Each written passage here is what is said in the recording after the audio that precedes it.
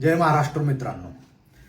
इडली बनवायचं सगळं सामान आदल्या दिवशी बनवून ठेवलं आणि सकाळी बघतोय तर घरामध्ये इडली पात्रच नाहीये. जरा विदेशातून आल्यामुळं अस्ताव्यस्त आहे. विचारांचा साचा.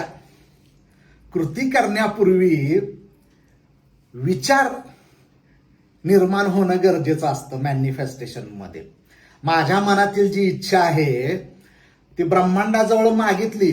आता ब्रह्मांड म्हणतोय तुझ्या डोक्यामध्ये विचार निर्माण होतोय का? जसं इडली बनवण्यासाठी मला इडली पात्र गरजेचं आहे, इडलीचा साचा गरजेचा आहे, तसं कृती करण्यासाठी माझ्या डोक्यामध्ये विचारांचा साचा निर्माण झाला पाहिजे.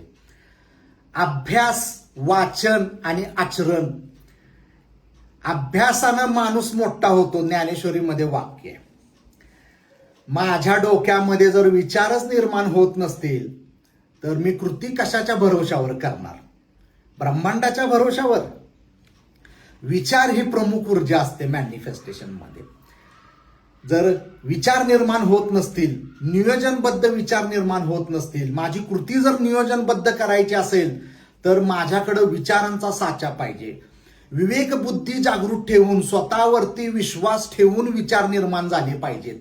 आपल्याकडे ते काय होत नाहीये, म्हणून बोंदुगिरी पण वाढायला लागली.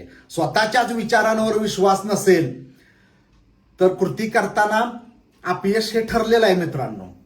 डीमार्ट मध्ये मी जर गेलो तर काही लोक असतात ना, ते लिस्ट काढून आणतात आणि एक एक वस्तू घेत जातात, अर्ध्या पाऊण तासात बाजार करून निघून जातात. आणि जो आपला कोणती लिस्ट बनवलेली नाहीये तो दिसल ती वस्तू, ही घेऊ का ती घेऊ का, वेळ पण वाया घालवतोय, वस्तू पण भरपूर घेतोय, पैसे पण वाया घालवतोय. लिस्ट बनवणार आहे ना मित्रांनो, त्यानं अर्धा तास घरामध्ये बसून संपूर्ण विचार केलेला आहे आणि नंतर कृती करायला गेलेला आहे. वेळेची पण बचत आहे आणि पैशाची पण बचत केलेली आहे. मॅनिफेस्टेशन मध्ये आपली इच्छा पूर्ण करण्यासाठी ज्यावेळी आपण प्रेरित कर्म करायला जातो त्यावेळी आपल्या डोक्यामध्ये विचार पाहिजेत.